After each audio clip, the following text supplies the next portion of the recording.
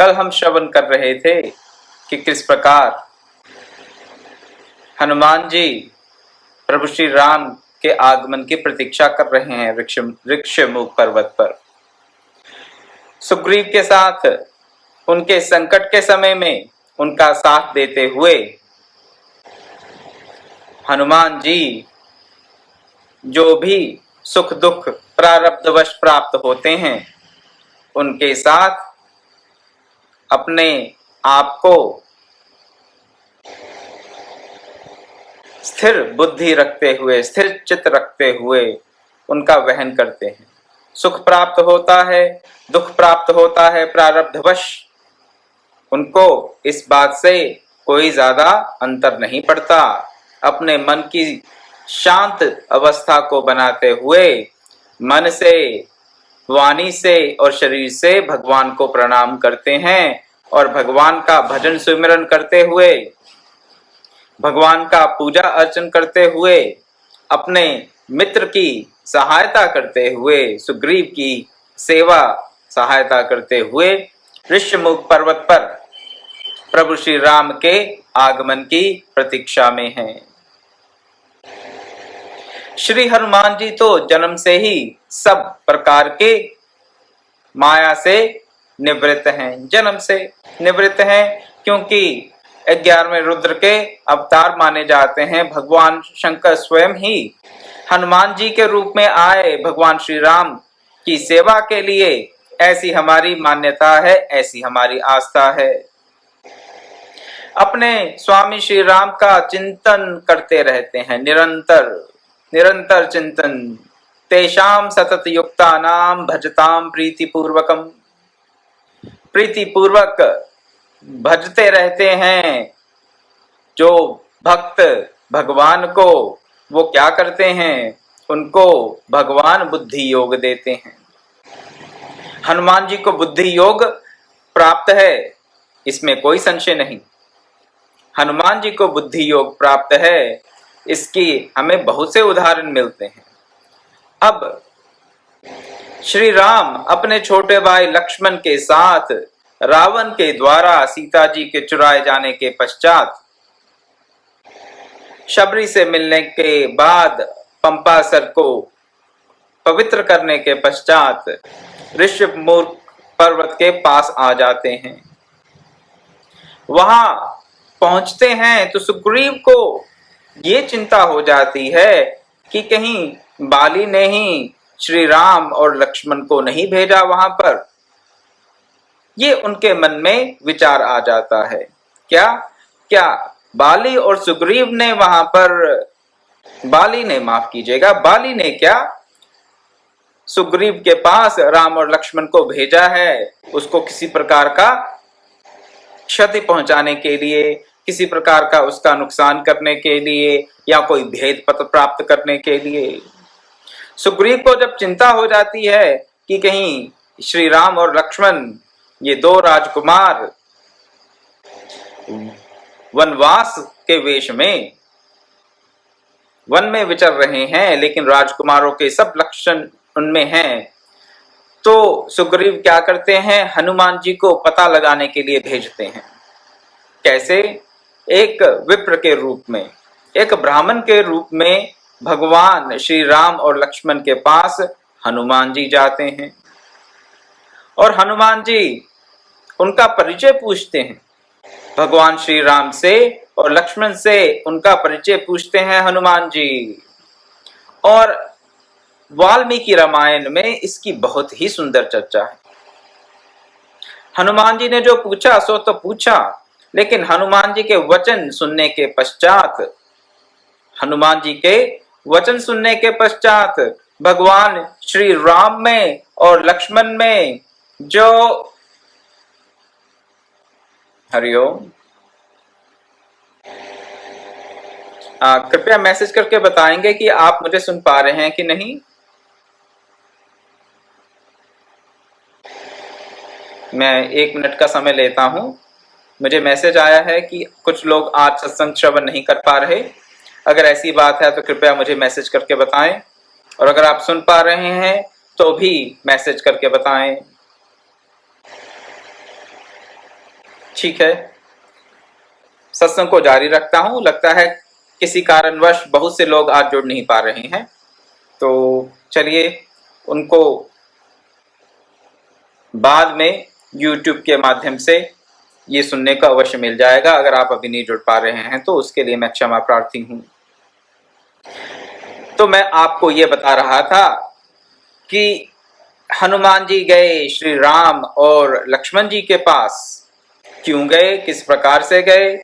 सुग्रीव के कहने पर गए और एक ब्राह्मण के वेश में गए। सुग्रीव ने कहा, हनुमान तुम जाओ एक ब्राह्मण के वेश में और पता लगा के आओ ये जो दो राजकुमार वन के वेश में घूम रहे हैं, यहाँ पर वनवासियों के वेश में घूम रहे हैं, लेकिन राजाओं के सब, चक्रवर्ती राजाओं के सब लक्षणों से ये सुशोभित हैं। इनका पता लगा कर आओ कि ये आखिर हैं कौन। कहीं बाली ने तो इनको नहीं भेजा। हनुमान जी वहां जाते हैं और कुछ बातें कहते हैं, पूछते हैं कि आप यहाँ पर क्यों आए हो, आप कौन हो और किस प्रयोजन से यहाँ घूम रहे हो, किष्किंधा में ऋषिमुख पर्वत के पास आपके विचरण का क्या कारण है, इत्यादि इत्यादि। सब बातें सुनने के पश्चात भगवान श्री राम अपने अनुज लक्ष्मण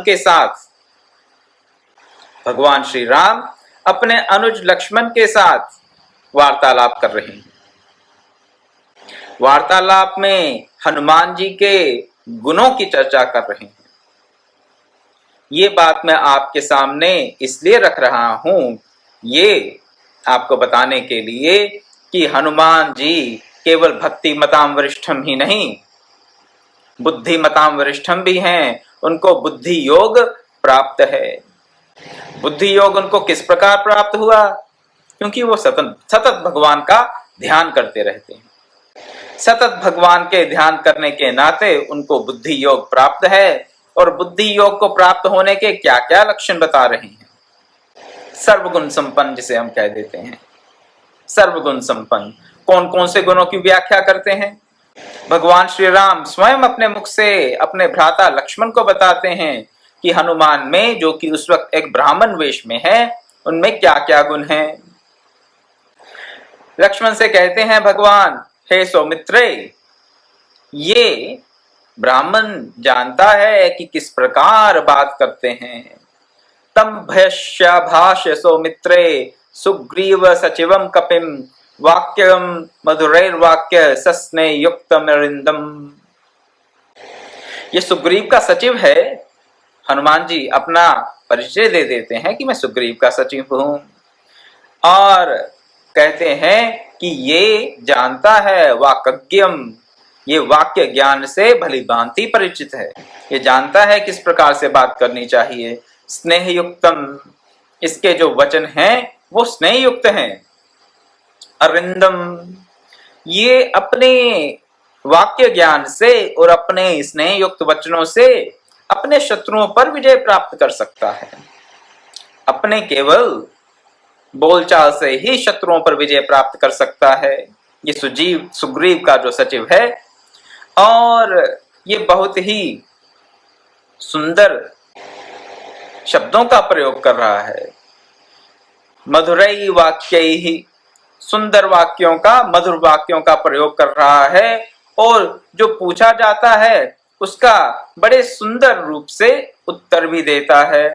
अभिभाषस्व, क्या इतना ही, साथ में ये भी कहते हैं कि अगर इसे ऋग्वेद की और यजुर्वेद की और सामवेद की शिक्षा प्राप्त ना हुई हो, केवल क्या, भगवान राम ने पूछा नहीं हनुमान जी से कि तुम्हें इन वेदों की शिक्षा प्राप्त है या नहीं, केवल उनकी भाषा से, हनुमान जी की भाषा से, हनुमान जी की बोलचाल से वो समझ गए, भगवान श्री राम समझ गए कि अगर इसे यजुर्वेद की, सामवेद की और ऋग्वेद की शिक्षा प्राप्त ना हो तो ये इस प्रकार से बात नहीं कर सकता।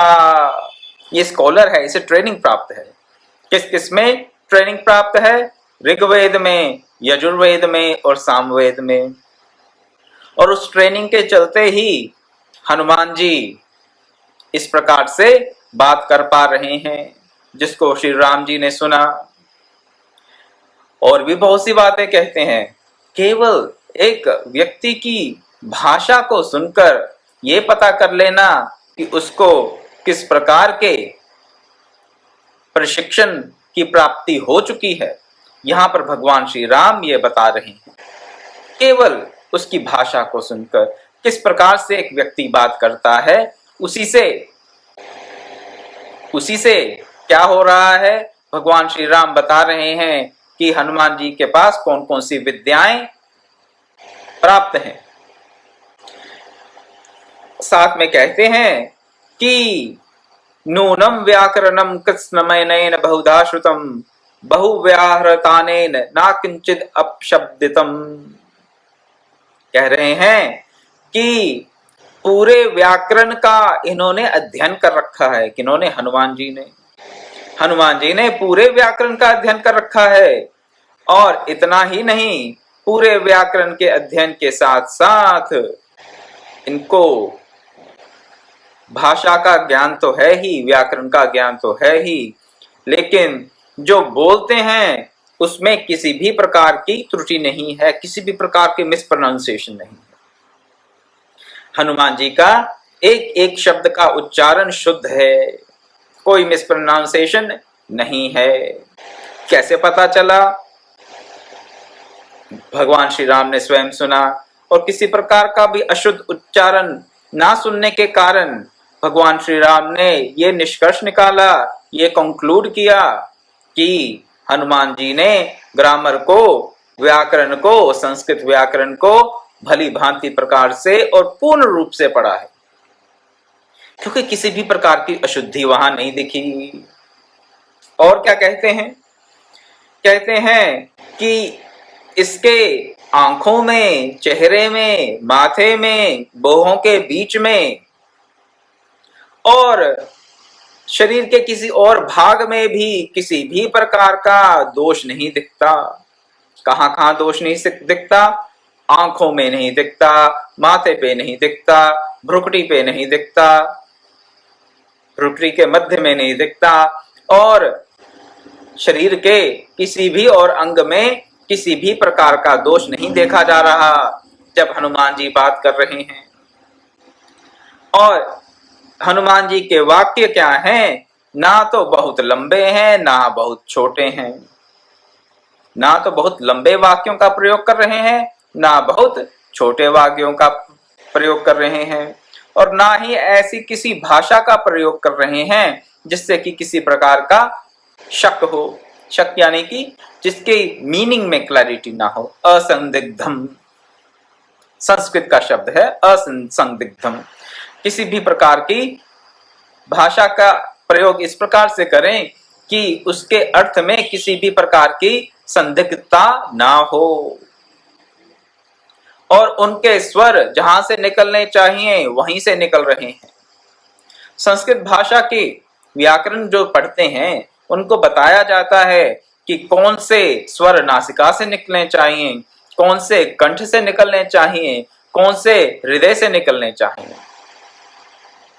तो अनुनासिक हैं और अननुनासिक हैं, भांति भांति के शब्द हैं, वर्ण हैं, और अनुदात, उदात, अनुदात, स्वरित ऐसे भी बताए जाते हैं।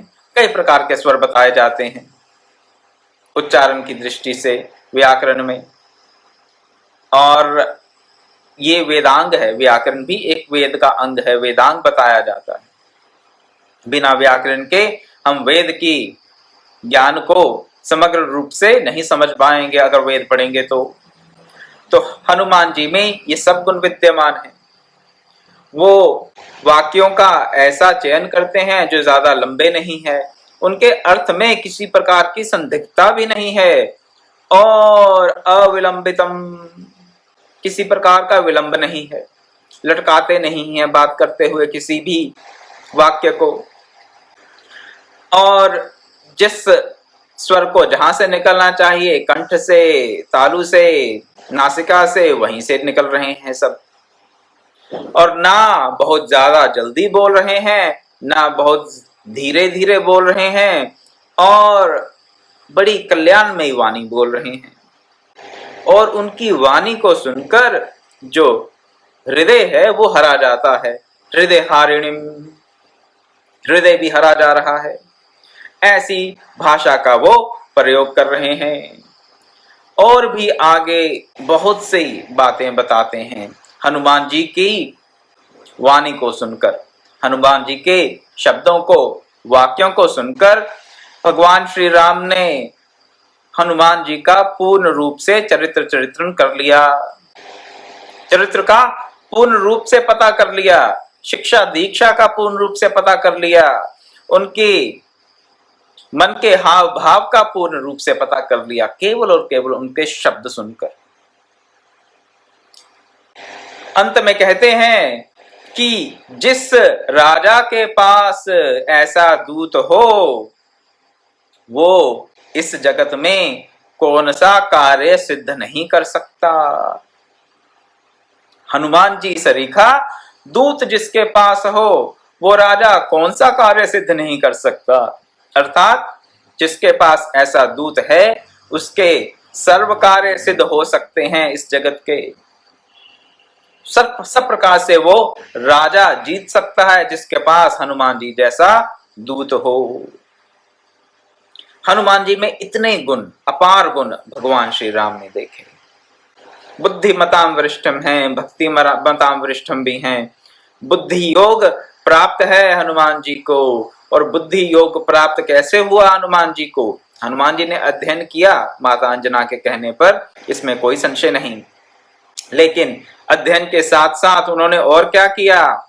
सतत अपने प्रभु श्री राम का ध्यान किया। और प्रभु श्री राम का ध्यान करते करते उन्होंने बुद्धि योग को प्राप्त किया, भगवत कृपा को प्राप्त किया, गुरु कृपा को प्राप्त किया। और भगवत कृपा से, गुरु कृपा से उनको बुद्धि योग की प्राप्ति हुई। बुद्धि योग की प्राप्ति जिसको हुई, उसको भक्ति योग की प्राप्ति अवश्य होगी ही।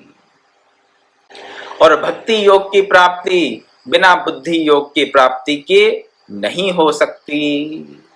एक बार फिर से भगवत कृपा से, गुरु कृपा से, भगवान के सतत ध्यान से बुद्धि योग की प्राप्ति होती है। और बुद्धि योग की प्राप्ति से ही भक्ति योग की प्राप्ति होती है। और जिसे बुद्धि योग प्राप्त नहीं, उसे भक्ति योग भी प्राप्त हो नहीं सकता। गीता का यही निष्कर्ष है। और इस बुद्धि योग को प्राप्त करना गुरु कृपा, भगवत कृपा, भगवान के सतत चिंतन से, हृदय से, वाणी से, शरीर से भगवान की सेवा करें, भगवान को प्रणाम करें तो ही संभव है।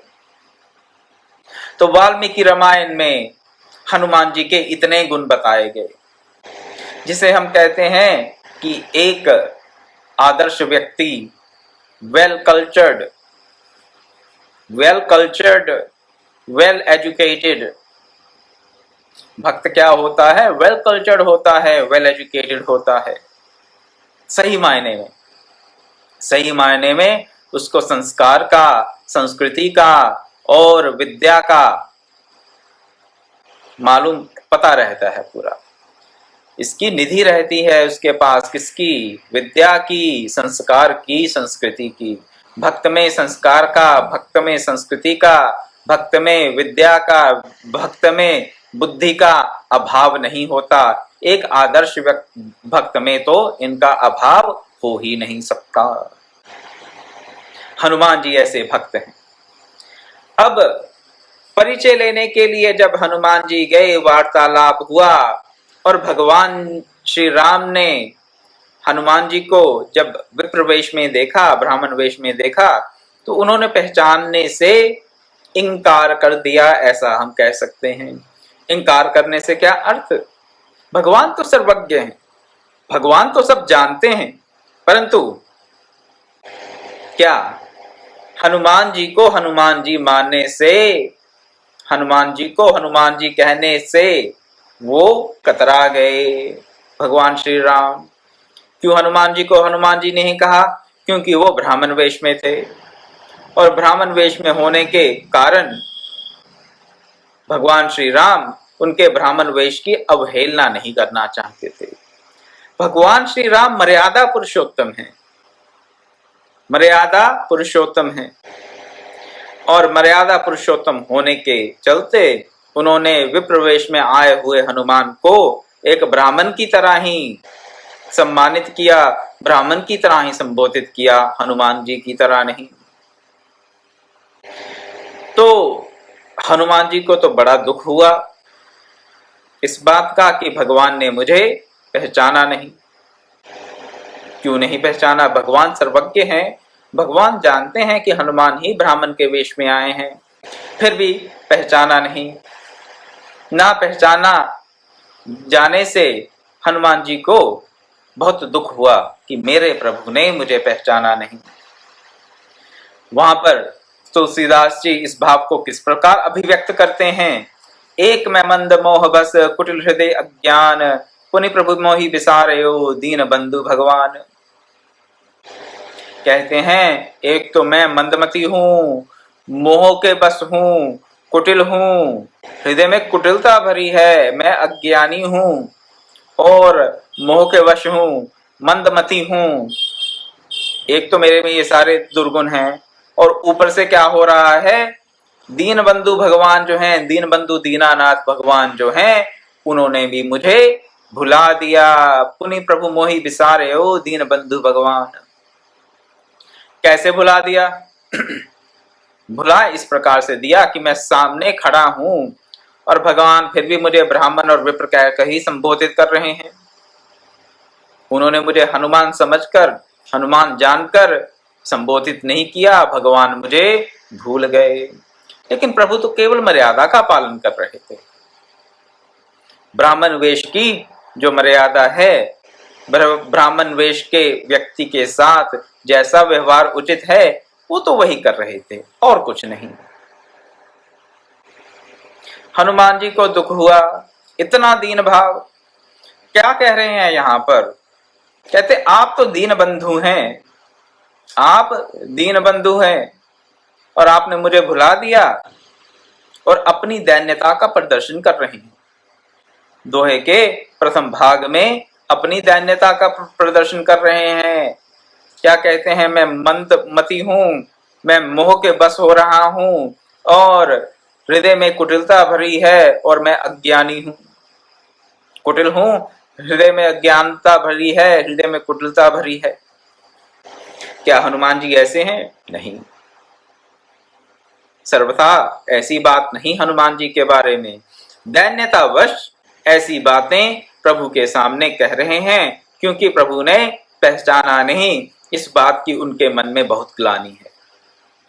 अन्यथा हनुमान जी तो बुद्धिमताम वरिष्ठम हैं ही, उनमें किसी प्रकार की कुटिलता नहीं है, वो किस प्रकार से मंदमती नहीं है, उनमें अज्ञानता का तो लवलेश नहीं है। वो तो साक्षात रुद्र का अवतार हैं, शंकर सुवन केसरी नंदन। लेकिन अपने प्रभु के सामने दैन्यता का भाव प्रकट करने के लिए उन्होंने ऐसी बातें कही और भगवान ने पहचाना नहीं, इस बात का भी उनको बहुत खेद था मन में। तो व्यक्ति जब खिन्न होता है, अप्रसन्न होता है, तो कई बार ऐसी बातें कह देता है, लेकिन वो सब बातें सत्य हैं ऐसा नहीं समझना चाहिए। वो सत्य असत्य भाषण के भेद में नहीं पड़ रहा वहां पर, वो तो केवल अपने हृदय की व्यथा को अभिव्यक्त कर रहा है। हनुमान जी भी यही कर रहे हैं। इसको असत्य भाषण नहीं कह सकते, इसको हम किसी प्रकार की चतुराई नहीं कह सकते। ये तो केवल हनुमान जी के हृदय की व्यथा है, जो दैन्य भाव के रूप में उन्होंने अपने प्रभु दीन बंधु भगवान श्री रामचंद्र के समक्ष प्रकट कर दी। एक बार पहले भी प्रसंग चला था और मैंने यही कहा था कि जो दैन्यता का भाव है ये अति गोपनीय भाव है। ये तो केवल और केवल अपने इष्ट देव के समक्ष ही प्रकट करना चाहिए। और हनुमान जी के चरित्र में भी हमें यही देखने को मिलता है। उन्होंने लंका जाकर अपनी दैन्यता का बखान नहीं किया, उन्होंने लंका जाकर अपनी दैन्यता का बखान नहीं किया, रावण के सामने नहीं किया, मेघनाथ के सामने अपनी दैन्यता का बखान नहीं किया, माता सीता जी के सामने भी अपना दैन्यता का भाव प्रस्तुत नहीं किया। कनक भूधराकार शरीरा हो गए वहां तो। ना लंकनी के सामने कोई दैन्यता का भाव प्रस्तुत किया, ना सिंहिका के सामने और ना ही सुरसा के सामने, ना ही किसी प्रकार की दैन्यता का भाव उन्होंने स्वयं प्रभा के सामने प्रस्तुत किया। अपनी दैन्यता का भाव प्रस्तुत किया क्या सुग्रीव के सामने, बाली के सामने? नहीं, कहीं नहीं, अंगद के सामने नहीं।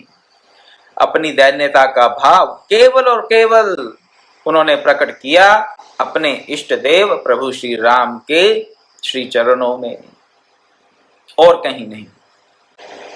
दैन्यता का भाव अति गोपनीय भाव है और केवल अपने इष्ट देव के समक्ष ही उसे प्रकट करना चाहिए, ऐसी मेरी मान्यता है। जो विश्व भर में तो दैन्यता का भाव प्रसारित करता फिरे और अंतरतम में अहम भरा हो, अंतरतम में भांति भांति के प्रकार की कुटिलता हो, उसे दैन्यता का भाव नहीं, वो तो दैन्यता के भाव का प्रदर्शन मात्र है। लेकिन आजकल क्या समझा जाता है? अधिकतर दैन्यता के भाव को ही भक्ति की पराकाष्ठा मान लिया जाता है।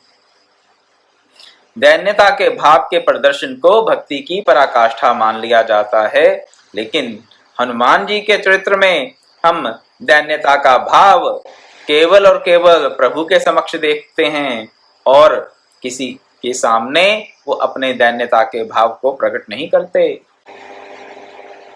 जहां पर वीरता का भाव प्रकट करना है वहां वीरता का, जहां पर नीति का भाव, नीति से काम चलाना है वहां नीति से काम चलाएंगे।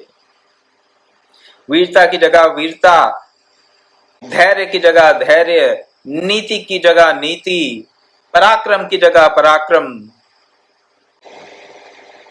और दीनता दैन्य भाव केवल और केवल प्रभु के सामने। भक्त ऐसा हो। आदर्श भक्त हैं हनुमान जी हमारे लिए, और इसीलिए आदर्श हैं क्योंकि वो सही समय पर सही जगह पर अपने गुणों का, अपने भावों का, अपने कला का, युद्ध कला का, वाक कला का प्रदर्शन करते हैं और उसका समुचित उपयोग करते हैं। किसके लिए? राम काज के लिए। और जो केवल दीनता का एक चादर ओढ़े हुए, दीनता की ओढ़नी ओढ़े हुए और केवल दैन्य भाव को ही प्रस्तुत करते रहते हैं समक्ष, राम काज में जिनका कोई इंटरेस्ट नहीं, राम काज करने में, अपने इष्ट देव की सेवा में उनको समझ ही नहीं कि किस प्रकार से की जानी चाहिए, और केवल दीनता के नाम पर अपने आप को भक्त मान लेते हैं, वो तो अपने आप को और दूसरों को ठग ही रहे हैं। ये आत्म प्रवंचना के अलावा और कुछ नहीं।